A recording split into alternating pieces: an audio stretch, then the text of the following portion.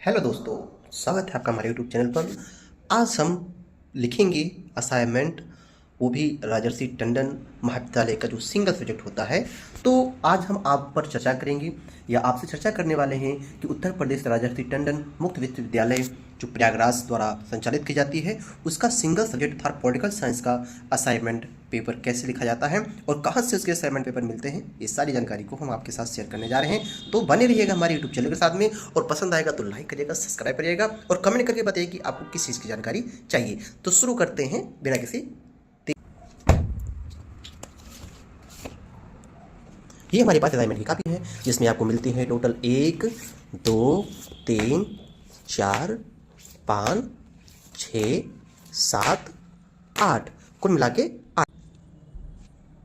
ये 8 कॉपियाँ आपको दिखाई दे रही होंगी और ये 8 कॉपियों में हमको लिखना है पॉलिटिकल साइंस का अपना असाइनमेंट कैसे तैयार करेंगे। तो हम स्टेप टू स्टेप आपको बताते रहेंगे, बने रहिएगा लास्ट तक, तभी आप समझ पाएंगे कि हाँ किस प्रकार से आपको असाइनमेंट लिखना है। ठीक है, तो सबसे पहली चीज़ है कि आपको इस प्रकार की कॉपी मिलेगी जिसमें आपको बहुत सारी जानकारियाँ छुपी होंगी। जैसे कि आपको स्पष्ट दिखाई दे रहा होगा कि यहाँ लिखा गया है उत्तर प्रदेश राजर्षि टंडन मुक्त विश्वविद्यालय, और यहाँ पर आपका बहुत सारी चीज़ें हैं और इसके अंदर अगर खोलेंगे तो आपको कुछ इस प्रकार के पेज मिलेंगे, एकदम नॉर्मल सा सादा सा। तो कैसे कैसे लिखना है, बन नहीं रहना है, और मैं आपको बताऊंगा कि आपको असाइनमेंट पेपर कहाँ से लेना है। ठीक है, तो शुरू करते हैं। पहले ये पता करते हैं कि हमको अगर अपना असाइनमेंट लिखना है तो हर विषय का असाइनमेंट कहाँ से मिलेगा, कैसे डाउनलोड करना है। तो मैं आपको पहले बता देता हूँ कि इसको कहाँ से डाउनलोड किया जाएगा। तो दोस्तों, सबसे पहले काम आपको क्या करना है, अपने मोबाइल को खोलना है और उसमें आपको एक वेबसाइट सर्च करनी है जिसका नाम है UPRTOU। आप जैसे ही इसको सर्च करेंगे वैसे आपके पास एक पोर्टल खुलेगा। आप इस पोर्टल के माध्यम से आप पता करेंगे कि आपका असाइनमेंट पेपर कहाँ है। तो आप पहले ही वेबसाइट पर आपकी जो पहली पॉइंट दिखाई दे रही है इसी पर आप क्लिक करेंगे। जैसे हम यहाँ पर क्लिक करते हैं वैसे ही एक आपके पास पोर्टल ओपन हो जाता है। इसको क्या करेंगे, आपको यहाँ क्लोज कर देंगे।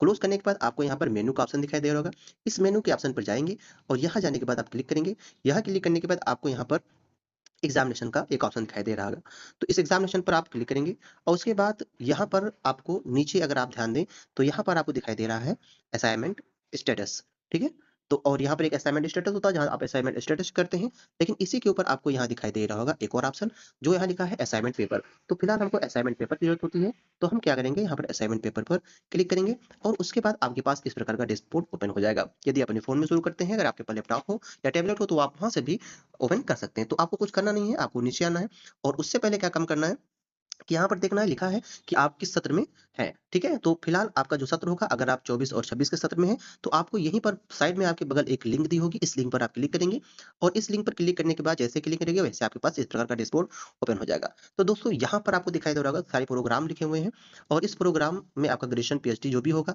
यहाँ से उसका प्रोग्राम का नाम दिया गया है।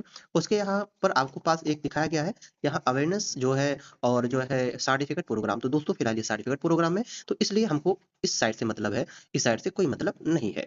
तो फिलहाल हमको इस साइड से मतलब है। अब हम देखते हैं कि हमारा विषय कौन सा है।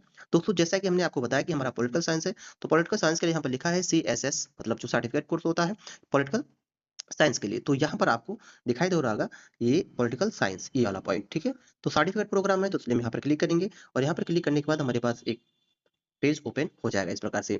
जैसे ही हम ओपन करेंगे वैसे ही दोस्तों हमारे पास यहाँ पर ऑप्शन मांगने लगता है और आपको यहाँ पर स्पष्ट रूप से दिखाई दे रहा होगा कि यहाँ लिखा गया है राजर्षि टंडन मुक्त विद्यालय, और यहाँ पे लिखा हुआ है, अगर आप ध्यान से देखें तो यहाँ आप देख रहे होंगे लिखा है एकल विषय प्रमाण पत्र राजनीतिक या विज्ञान कार्यक्रम हेतु। तो यहाँ पर दोस्तों आपको 8 पेज पूरे मिलते हैं और 8 पेज मिलते हैं और 8 पेज में आपके पास, जैसा कि मैंने बताया कि आपके पास 8 ही असाइनमेंट पेपर होते हैं। तो 8 पेपर और 8 ही असाइनमेंट पेपर आपको बराबर बराबर लिखने होते हैं। तो आपको पता हो गया होगा कि दोस्तों कैसे हमें अपना असाइनमेंट पेपर डाउनलोड करना है। तो जिसका जिसका असाइनमेंट पेपर जो होगा वो यहाँ से आसानी से डाउनलोड कर सकता है। तो चलिए शुरू करते हैं। नेक्स्ट पॉइंट, कैसे हम लोग कॉपी को लिखेंगे और क्या क्या चीजें कहाँ से सर्च करेंगे, इसके हम बात करते हैं। तो दोस्तों, जैसा कि हमने आपको बताया कि आप जो है इस प्रकार से अपना पेपर डाउनलोड कर सकते हैं, असाइनमेंट पेपर डाउनलोड कर सकते हैं। अब मैं आपको ये बताने वाला हूँ दोस्तों कि आपको अपने रिसोर्स जो क्वेश्चन पेपर आपको मिलेंगे उस क्वेश्चन पेपर से आप कैसे कैसे उसके आंसर्स लिखेंगे। ठीक है, तो आप उसमें जो दिया हुआ है इंस्ट्रक्शन है, मैं आपको यहाँ पर दिखाना चाहूँगा। ये जो इंस्ट्रक्शन दिया हुआ है दोस्तों, इस इंस्ट्रक्शन के माध्यम से आपको बहुत ही अच्छे तरीके से समझ लेना है। ठीक है, तो जैसा कि यहाँ पर आपको इंस्ट्रक्शन दिया हुआ है, यहाँ ऊपर लिखा गया है कि जो है जो इसके पीछे कोड है, और यहाँ पर आपको दिखाई दे रहा होगा कि जो सब्जेक्ट है ना। और यहाँ पर आपको नीचे एक निर्देश दिया गया है, लिखा गया है सभी प्रश्नों को उत्तर देना है। 1 से 6 तक लघु उत्तरीय प्रश्न जिनके शब्दों को 200 से आपको 300 के शब्दों के बीच लिखना है। और उसके बाद अगला दिया गया है, तीसरा नंबर दिया गया है कि ये जो 7 से 9 दीर्घ उत्तरीय प्रश्न है, इनको 5 से 800 शब्दों में लिखने हैं, है ना। इसमें ये भी लिखा गया है कि प्रश्न उत्तरों को हिंदी अथवा अंग्रेजी में स्पष्ट लिख सकते हैं और निर्धारित अधिन्यास पुस्तक प्रस्तुत करना होगा, ठीक है। तो मतलब जो हैंड राइटिंग है और उसको अच्छे से अपना असाइनमेंट कॉपी में लिखना होगा, है ना। और जो चीज़ें लिखेंगे और स्पष्ट लिखेंगे। और इसके लिए आप अगर आपने जब फॉर्म भरा होगा तो आपके पास एक मिला होगा, क्या कहते हैं, कॉपी बुक मंगाई होगी, और आप उस बुक से आप आसानी से लिख सकते हैं और उस बुक्स के माध्यम से इन प्रश्नों के उत्तर ढूंढ के लिख सकते हैं।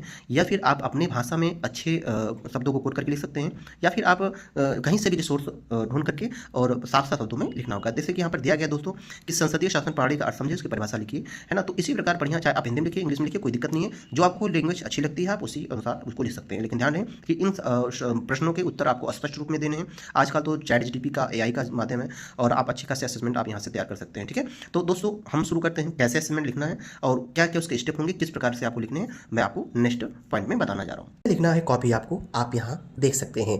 जैसा कि आपके सामने हमने पहली कॉपी रखा है, और इस पहली कॉपी को लिखने से पहले आपको इसे ध्यान से समझ लेना चाहिए कि ये कॉपी पहले की तुलना में अब दूसरी टाइप की आ गई है। तो जैसा कि अगर आप पहला पेज आप इसे पलटेंगे तो आप देखेंगे यहाँ पर कि ये एक असाइनमेंट पेपर की पहली कॉपी का पहला पेज है।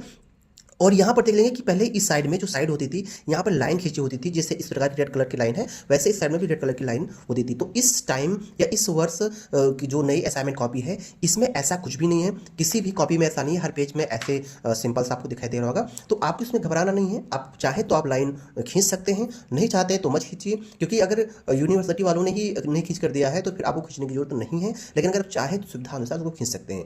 लेकिन मेरा मानना ऐसा है कि अगर मैं इसी प्रकार से लिखना चाहूँ तो मैं लिख सकता हूँ, और आप भी इसी प्रकार से लिख सकते हैं। तो दोस्तों ये हम लिखने शुरू करने जाने वाले हैं। और जैसा कि हमने हमारे सामने आपको दिखाई दे रहा होगा, यहाँ पर ये पहला क्वेश्चन पेपर है, और इस प्रकार से क्वेश्चन पेपर्स को हम रखेंगे और पहले उनके प्रश्न को लिखेंगे, उसके बाद उनका आंसर लिखेंगे। तो चलिए शुरू करते हैं, मैं कैसे प्रश्नों को लिखने का प्रयास करता हूँ। तो दोस्तों जैसा कि आप देख रहे होंगे, इसमें यहाँ पर आपको जो इंडक्शन दिया था क्वेश्चन पेपर में, इस क्वेश्चन पेपर में आपको यहाँ दिखाई दे रहा होगा कि यहाँ पर लिखा हुआ है आपका सेक्शन ए या फिर खंड आ, और यहाँ पर लिखा है कि अधिकतम आपको 12 नंबर, है ना, मैक्सिमम आपको 12 नंबर मिलेंगे, ठीक है। तो हम लोग सेक्शन ए के अंदर लिखेंगे, जैसा कि यहाँ लिखा गया था कि प्रश्न संख्या 1 से 6 तक जो लघु उत्तरीय प्रश्न है, उनके प्रत्येक उत्तर 200 से 300 शब्दों में लिखना है। तो फिलहाल मैं प्रयास करता हूँ कि 200 से 300 के बीच में रहें, 300 से ज़्यादा ना हो और 200 से कम ना हो, ठीक है। तो यहाँ पर हम पहला पॉइंट अपना शुरू करेंगे सेक्शन ए का। सेक्शन ए के अंदर 1 2 3 4 5 6 प्रश्न हैं, और यहाँ पर जो सेक्शन बी है अर्थात खंड खा है, यहाँ पर 7 8 9 है, तो और ये 18 अंक के हैं। तो दोस्तों शुरू करते हैं पहला प्रश्न सेक्शन ए का। तो हम प्रयास करते हैं और आपको बताने का प्रयास करते हैं कैसे लिखना है, ठीक है। तो सबसे पहले काम क्या करना है, आपको यहाँ पर लिखना है खंड आ, ठीक है। तो आप इसको सेंटर में लिख सकते हैं बढ़िया शब्दों में, ठीक है।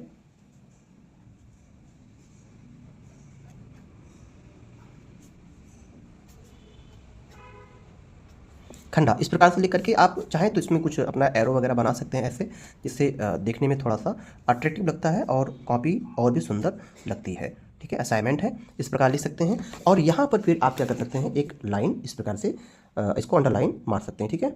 तो इससे क्या होता है कि थोड़ा सा जो हेडिंग होती है ये अच्छी दिखती है और कॉपी भी साफ़ सुथरी नज़र आती है दोस्तों, ठीक है। तो यहाँ तो दोस्तों क्या करना है कि हमने खंड आ ऐसे लिख लिया साफ सुथरे में। उसके बाद क्या करना है, आपको प्रश्न संख्या लिखना है, प्रश्न संख्या 1, ठीक है। तो यहाँ पर हम लिखते हैं प्रश्न संख्या 1, एक लाइन छोड़ दीजिए या 2 लाइन छोड़ दीजिए, कोई दिक्कत नहीं है। तो फिलहाल मैं 2 लाइन छोड़ देता हूँ, लिखता हूँ यहाँ पर प्रश्न संख्या 1।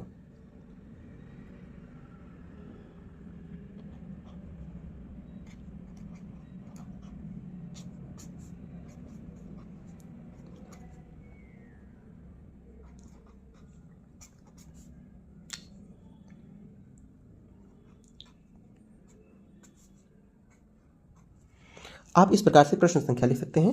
उसके बाद आप यहाँ पर एक एरो बना सकते हैं, इस प्रकार से दे सकते हैं, ठीक है।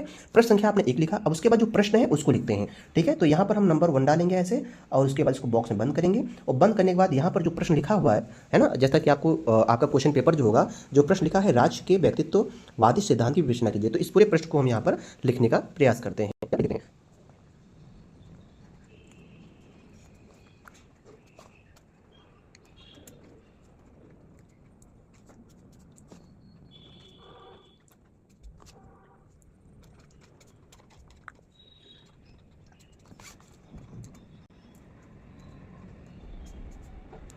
तो दोस्तों इस प्रकार से जैसे कि देखा आपने, हमने प्रश्न लिख दिया और यहाँ पर संख्या लिख दिया। आप चाहे तो इस प्रश्न संख्या को बीच में भी लिख सकते हैं, कोई दिक्कत नहीं होगी, और आप चाहे तो साइड में लिख सकते हैं। लेकिन मेरा मानना यह है कि अगर आप साइड में लिखें या बीच में लिखें, दोनों जगह स्पष्ट दिखाई देना चाहिए, जिससे कि आपके प्रश्न को देखने में और कॉपी को देखने में बहुत ही सुंदर लगे और एग्जामिनर बिना किसी जो है सोचे और बिना किसी विचार करे आपको अच्छे अंक दे दें। तो यहाँ पर मैं एक चीज़ सोच रहा था कि ये जो हमने हाफ हाफ छोड़ा है, ये हाफ हाफ नहीं छोड़ा है, इसको आप पूरी जो है लाइन कर देंगे। इससे क्या होता है कि एग्जामिनर छोटी छोटी चीज़ों को देखता है तो उसको ये चीज़ें नहीं दिखाई देना चाहिए। ठीक है, तो जैसा कि इस प्रकार से आपको पूरी लाइन खींच देनी है ना।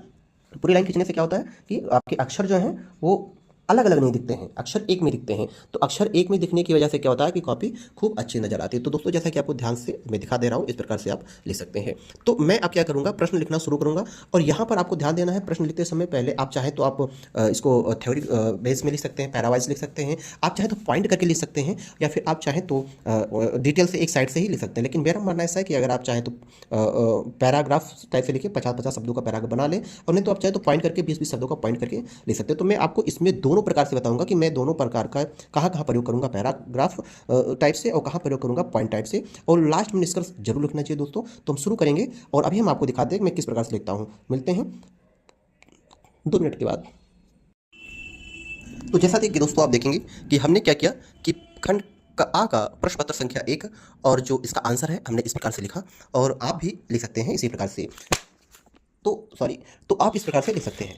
आप सेकंड पेपर में देखेंगे कि हमने इस प्रकार से लिखा है, और यहाँ पर आपको एक सीख मिलेगी ये चीज़ें कि दोस्तों जैसे कि यहाँ पर हमने लिखने का जब स्टार्टिंग किया तो जो यहाँ पर जो हेडिंग पड़ी थी, जो राजकीय व्यक्तिवादी सिद्धांत जो है ये, और इसको ब्लैक से डाल दिया मैंने। उसके बाद इसका आंसर हमने लिखा, और जो इसमें मेन पॉइंट होती हैं, जैसे कोई मोटे अक्षर होते हैं जो हमें हाईलाइट करके दिखाना होता है, तो उसको हमने क्या किया कि ब्लैक पेन से बीच बीच में डाल दिया। और यहाँ से हमने एक पैरा में लिखा। दूसरा पैरा स्टार्ट करते समय आपको यहाँ थोड़ा सा गैप कर देना होता है, फिर उसके बाद दूसरा पैरा लिखना होता है, दूसरा पैरा लिखना होता है। उसके बाद फिर जैसे भी आपको कोई चीज़ हाईलाइट करनी होती है तो हमने हाईलाइट कर दिया। सेकंड पेपर में आएंगे, फिर क्या किया हमने, एक नया पैरा स्टार्ट किया, और जैसे ही आप नया पैराग्राफ स्टार्ट करते हैं तो फिर आप थोड़ा सा छोड़ देते हैं, फिर इस प्रकार से लिखते हैं। और भी जो जैसे लेखक हैं या कोई विचारक हैं, ये सिद्धांत लिखते हैं, तो उनका जब लिखना होता है तो उनको भी क्या करते हैं हम लोग हाईलाइट कर देते हैं, और किसी ने अगर कोई सिद्धांत दिया है तो उसको भी लिखते समय ब्लैक पेन से हाईलाइट कर देते हैं। ठीक है, तो इस प्रकार से आप लिख सकते हैं। फिर यहाँ पर हमने नया पैरा शुरू किया, फिर नया पैरा में इतना छोड़ देते हैं इस प्रकार से। उसके ऊपर लास्ट वाली हेडिंग जो होती है उसको निष्कर्षता करके निष्कर्ष लिख दिया जाता है, और जो हाईलाइट करनी होती है उसको हाईलाइट कर देते हैं इस प्रकार से। कामा और निष्कामा और जो परिविराम होता है उस चिन्हों को आप बहुत ही ध्यान से करते हैं। अगर दोस्तों अगर इस चीज़ को ध्यान से नहीं करेंगे